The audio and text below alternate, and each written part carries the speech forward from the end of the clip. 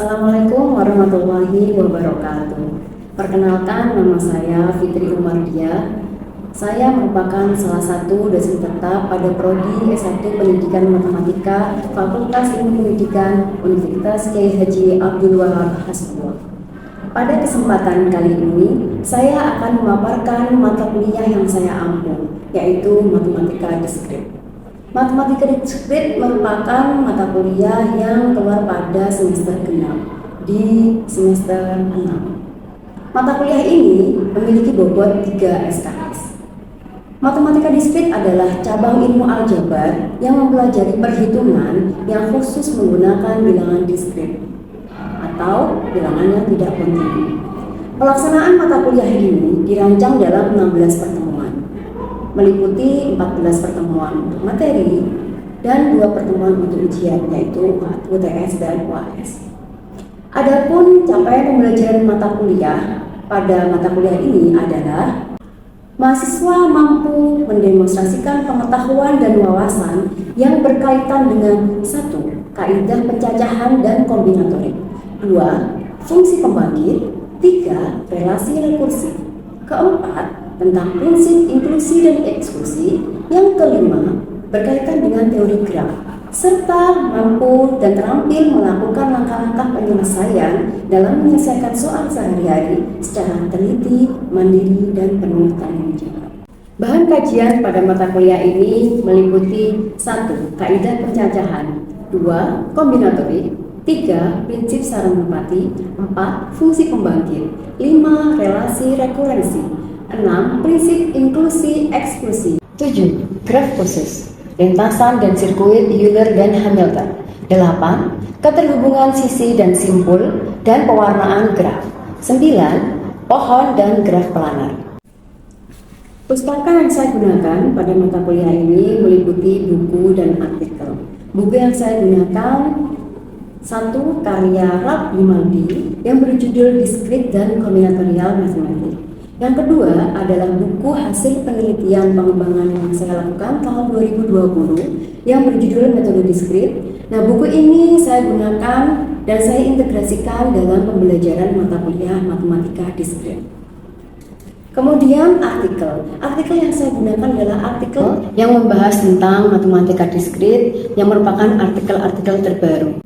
Model pembelajaran yang saya gunakan adalah Discovery Learning dengan alur pemberian stimulus, identifikasi masalah, pengumpulan data, pengolahan data, pembuktian, dan penarikan kesimpulan. Semua dikemas dengan teknik ceramah, diskusi kelompok, dan tanya jawab. Discovery Learning digunakan dalam pembelajaran mata kuliah ini karena materi dalam Matematika Diskrit merupakan materi yang berkaitan dengan kehidupan sehari-hari. Sehingga saya menyajikan dengan kasus-kasus atau fenomena kehidupan sehari-hari yang berhubungan dengan Matematika Diskrit. Kemudian, mahasiswa akan mengolah informasi dari fenomena-fenomena dan kasus yang disajikan dan mengolah data. Setelah itu, mereka akan membuat generalisasi dan membuat kesimpulan bersama dalam pembelajaran. Penilaian mata kuliah menggabungkan beberapa komponen, meliputi tugas terstruktur dengan bobot 10%, kuis 15%, UTS 25%, UAS 30%, kehadiran 10%, dan penilaian karakter 10%. Penilaian karakter meliputi kedisiplinan mahasiswa, tata krama, dan tanggung jawab. Selanjutnya, mari kita simak cuplikan video pembelajaran saya di kelas. Assalamualaikum warahmatullahi wabarakatuh. Assalamualaikum warahmatullahi wabarakatuh. Waalaikumsalam warahmatullahi wabarakatuh. Sebelum kita mulai, kita kasih semangat buat diri kita sendiri dulu. Tepuk tangan buat diri kita. Nah, sebelum mulai pembelajaran, kita doa dulu supaya nanti apa yang kita pelajari bermanfaat dan lancar dan lancar. Doa disilakan. Saya absen dulu ya. Ada yang harus hari ini? Ya. Ada siapa? Aris. Oh, Aris itu apa Aris ya? Jaga kesehatan ya semuanya ya. Supaya tetap sehat dan selalu bisa belajar dan bahagia sekali. Saya absen dulu. Hadir. Irang Finora, hadir. Mamido, hadir. Berarti 19 ini ya. 1 langsung ambil. Oke, hari ini kita akan belajar tentang kombinatorial. Nah, sebelum kita masuk ke kombinatorial, kita flashback dulu kemarin kita belajar apa. Masih ingat bagaimana cara mengisi password? Pakai apa pakai password? Pakai kotak-kotak. Nah, perkembangan dari itu menyusun password. Pada zaman sekarang kalau mengisi password itu sudah pakai teknologi ya, tinggal itu. Nah, bagaimana awal mula para ilmuwan menemukan konsep tentang pendistribusian ya, seperti password atau pendistribusian benda-benda, objek-objek. Kemudian lanjut hari ini kita akan membuat generalisasi dari apa yang kita pelajari. Ini kita bikin kotak-kotak, password, ada 26 jenis huruf kapital, 26 jenis huruf kecil, kemudian ada 10 jenis angka dari 0 sampai 9. Nah, kita akan bermain objek hari ini dengan menggunakan kasus. Jadi pada pembelajaran hari ini kita pakai discovery learning. Kita belajar dari kasus dulu. Dari kasus kita akan membuat generalisasi. Kenapa perlu di kasus? Karena dalam pendistribusian objek itu kita punya berbagai macam model berbeda. Tidak semua itu sama. Nah, kasus apa yang kita bahas? Ada berapa kasus? Kalau ada berapa kasus berarti artinya dibagi dalam berapa kelompok? Silakan berkelompok menjadi 4 kelompok. Silakan diperhatikan dulu maksudnya. Apa yang akan kita distribusikan kali ini?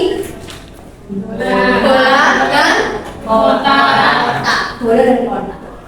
Bagaimana kita akan membuat bola dan kotak itu bisa terdistribusi dengan baik? Mungkin sudah menyediakan alat-alat untuk membantu kalian dalam menyusun bola. Kotaknya bisa digambar di box ya.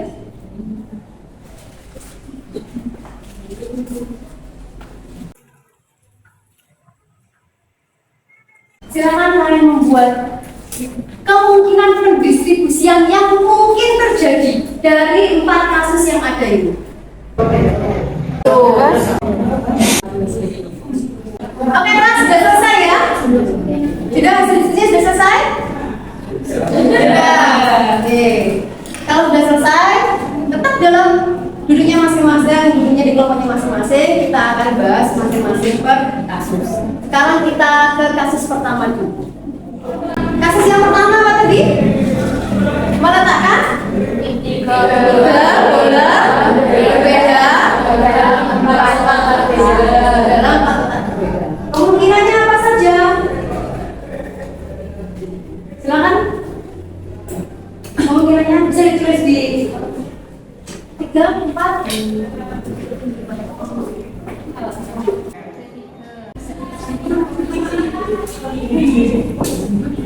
Kita punya beberapa opsi, dan opsi yang kita pikirkan itu nggak semua opsi itu bisa dilakukan atau nggak semua opsi itu bisa terjadi. Nah, sebelum kita gambling opsi mana yang peluangnya besar, kita harus tulis dulu nih kemungkinan besar yang terjadi.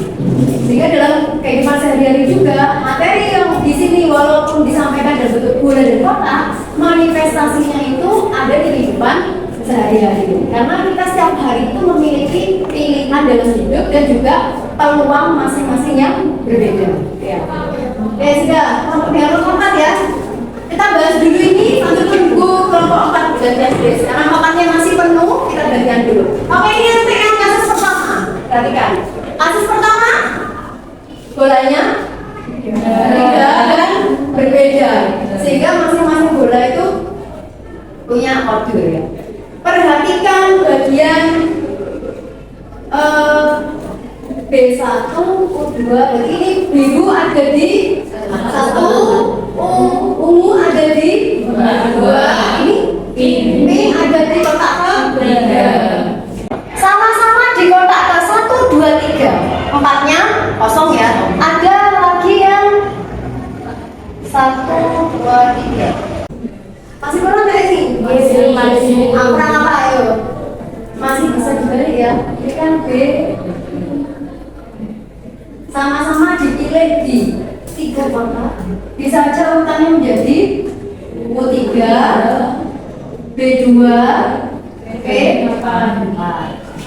Jadi ini P di kotak ke-4 ya. Jadi posisi U3 yang awalnya di kotak ke ya urutannya kan di sini ya. Ini juga U3 di kotak ke-3, tapi cara naruhnya U dulu, terus B, P dengan urutan kotak 3 dulu, 2 dulu, lalu 4. Sedangkan ini kotak kedua diisi dulu, kotak kedua diisi. Nah, pada kasus pertama ada banyak cara untuk menulis. Beneran lagi caranya. Ternyata yang dikerjakan oleh kelompok 1 ini masih saya ulang benar. Kalau misalnya kita menggunakan taktik yang kotak cara biasa seperti ini, seandainya bolanya ada 100, gimana cara kita akan menulis? Jadi kita harus menggunakan teori yang diproposisi untuk memudahkan kita dalam menyelesaikan soal. Perannya apa ya? Ayo Pak, yang lain angkat tangan dulu. Oke ya, Dania ya, angkat tangan ya. P3 Berapa? P3 P3, lalu P2 P2, lalu P1 P1. Sudah ada belum? Belum. P3, P2. Bolanya kan sama. P3, P2 sudah ada ya? P1 P2 P3 Ini nggak sama, maka ini ya. Lagi nggak? Jadi ada? Tapi P1 apa namanya juga ya? P1 udah sama 4 sudah ada. Sudah jadi ya. Oke sekarang laporkan 4. Siapa persennya? Oh Dania. Oke. Silakan menangani worksheetnya yang tadi kelompok 1 dan kelompok 2 salah sambil menunggu kelompok 4 yang tadi bisa jawabannya.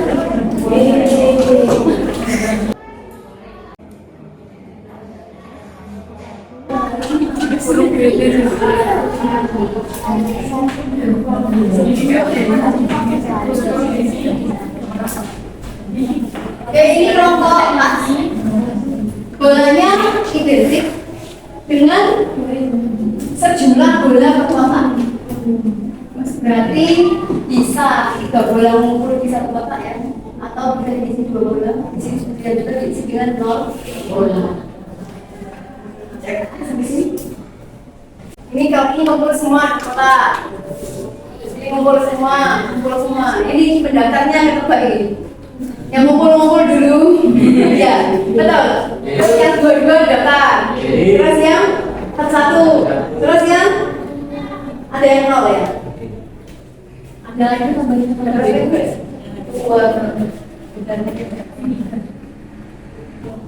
Nah, clear ini? Clear. Nah, kasus tadi kan hanya berlaku pada 3 bola dan 4 kotak. Tapi kalau kita mengerjakan hal seperti ini dan menggunakan kotak-kotak, nggak mungkin kita akan mengerjakan satu terus. Maka kita harus membuat generalisasi. Bagaimana kita membuat generalisasinya? Kita harus menyimbolkan dengan cara yang menggunakan misalnya X ya. Jadi kita sudah tidak bermain base bola tidak bermain kotak itu 2, 3, 4 tidak, tapi sudah menggunakan simbol X1, X2, X3, X4. Kenapa harus kita simbolkan X1, X2, X3, X4 dan seterusnya? Memudahkan kita untuk mengabstrakkan dari benda-benda yang kita gunakan. Nah, selanjutnya perhatikan.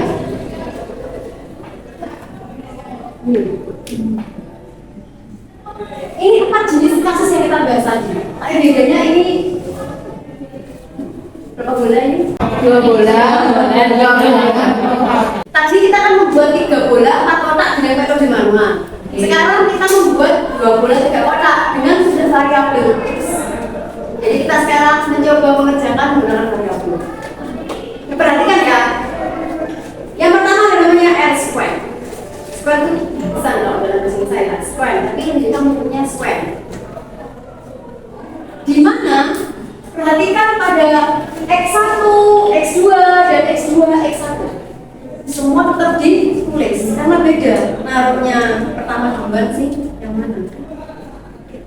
Jadi untuk square tanpa naruhnya siapa yang duluan itu berpengaruh. Jadi x1 dan x2, x1 pasangan x2 dengan x2 pasangan x1 dianggap berbeda. Beda dengan permutasi. Permutasi. Ketika x2 x1 ditulis boleh, tetapi yang berulang 2 kali tidak boleh. Jadi untuk yang permutasi ini dia boleh dibolak-balik ya, dibolak-balik, tapi hanya 1 kali, alias hanya maksimal 1 bola per kotak. Tapi kalau yang square jumlah. Jadi square itu adalah kasus yang dilakukan oleh kelompok 1. Sedangkan permutasi adalah kasus yang dikerjakan oleh kelompok 2. Sekarang kita ke kombinasi. Kombinasi. Kenapa tulis kayak hubungan? Karena kayak dibolak-balik artinya sama. Nah, ini kasus untuk bola yang identik. Karena dua lawan modul perbedaan ini. Kemudian yang multi set ini juga. Nah, bedanya adalah kalau ini tadi dibolak-balik sama, tapi dia boleh diisi bebas. Nah, kalau yang ini yang maksimal 1, ini yang boleh. Boleh 2, boleh 3. Jadi kita punya berapa jenis? 4 jenis. Ya, yang mau tanya? Saya. Oke, gimana? Pertanyaan tadi, itu pertanyaan balik bagaimana? Jadi mendistribusikan antara 4 bola ke dalam 3 kotak. Apakah nanti kuantitas kemungkinan yang terjadi itu sama? Oke, bagus ya. Tadi yang kita bahas kan bolanya 3, kotaknya 4. Yang diecer bolanya, yang kotaknya itu lebih banyak, bolanya 3. Sekarang kalau posisi balik, bolanya yang 4, kotaknya yang 3. Secara soal kasus itu berbeda, tapi cara pengerjaannya adalah kita balik posisi ini. Jadi yang mempunyai simbol itu adalah si bola. Jadi kayak seolah kita itu punya ini kotaknya, ini bolanya 2. Kita yang naruh kotaknya di atasnya gitu. Ya, jadi kasusnya beda-beda, tapi cara pengerjaannya itu logikanya mirip. Jadi kita balik di sini.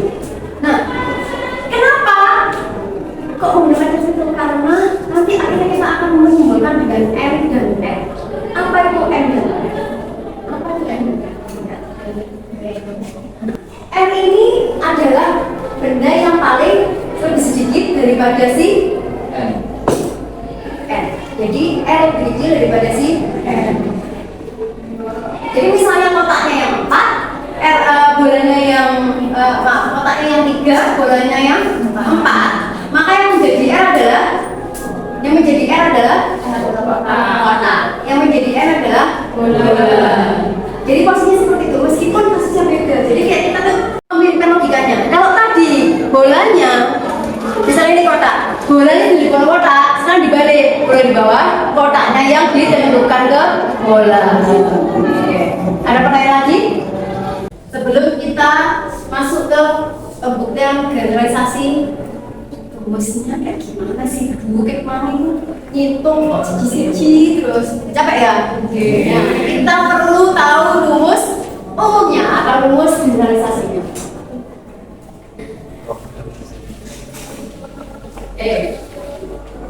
Bukan di bukunya ya. Buku modul yang dipakai Bu Fitri biasanya, jangan dibuka. Pada proposisi 26, lihat proposisi 26 bab kombinatorial, di mana ada n pangkat r cara. Ya. Ada n pangkat r cara untuk mendistribusikan r bola berbeda ke dalam kotak n dengan jumlah bola per kotak. Oh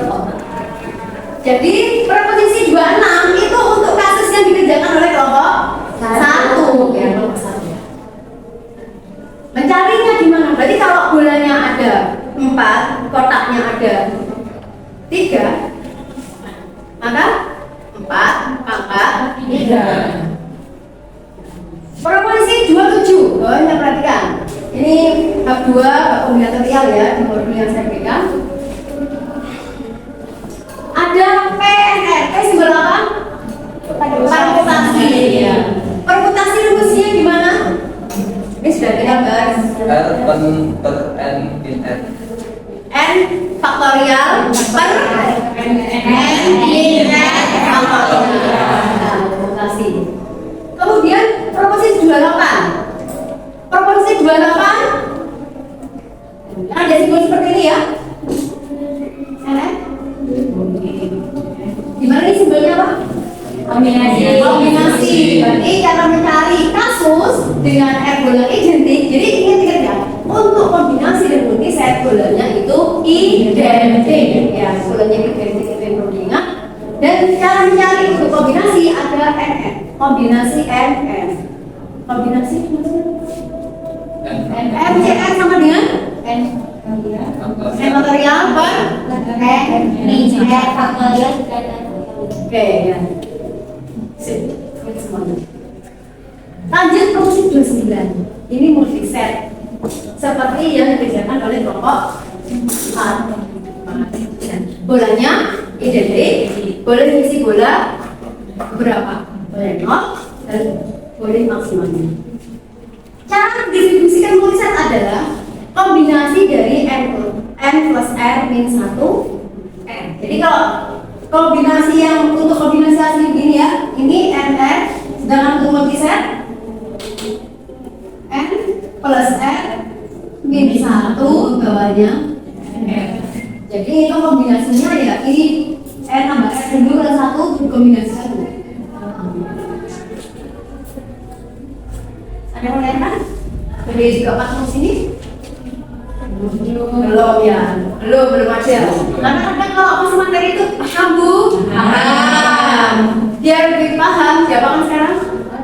Ada soal siap prioritas dulu, quiz, ya.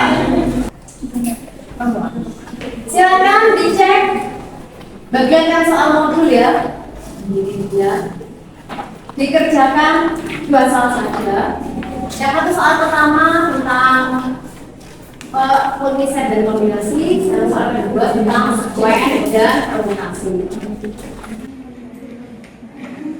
Yang nanti bagus ya, silakan dikumpulkan sebagai nilai kelompok. Ini kuis kelompok ya, seperti biasa.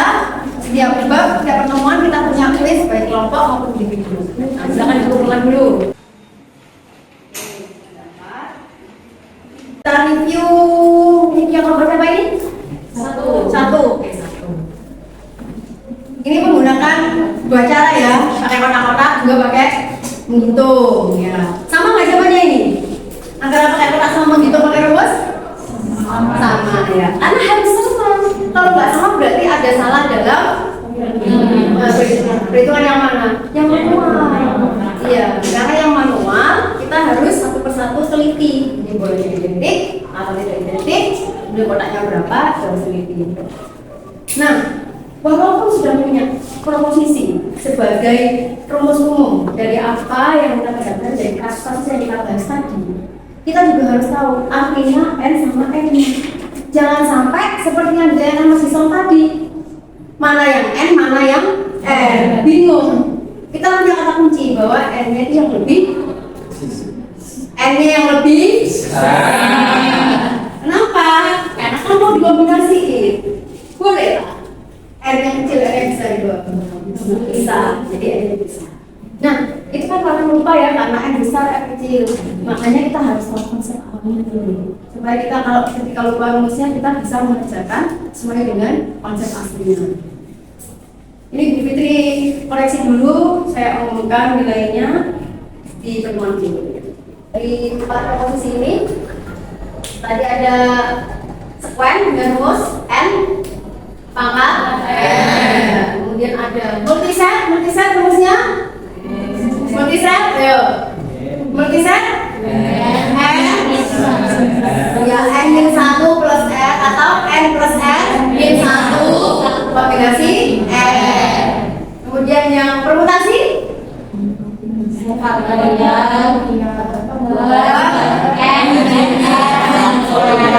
untuk kasus seperti apa yang permutasi itu? Yang berbeda.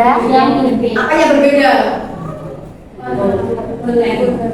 Objeknya berbeda, ya objek berbeda. Ada kotak beberapa ya, dan mengambilnya maksimal satu bebas. Maksimal satu. Kalau permutasi maksimal satu, kalau swen bebas. Ya. Nah, 4 proposisi ini akan kita lanjutkan pada materi berikutnya. Jadi tadi pembahasan proposisi muncul setelah kita membagi menjadi 4 kasus. Tapi proposisi ini juga akan digunakan dalam mencari solusi bilangan. Kita akan mengumpulkan ini pertemuan ketiga, nanti keempat ada perluasan, yaitu namanya pigeonhole, sarang kepati. Sarang kepati kan gerbangnya ya. Nah, keempat pertemuan berikutnya kita akan membahas proposisi ini dalam solusi bilangan. Jadi proposisi ini akan kita gunakan kontinu pada bab berikutnya. Silakan kembali tunjuknya, kita kembali ke buku.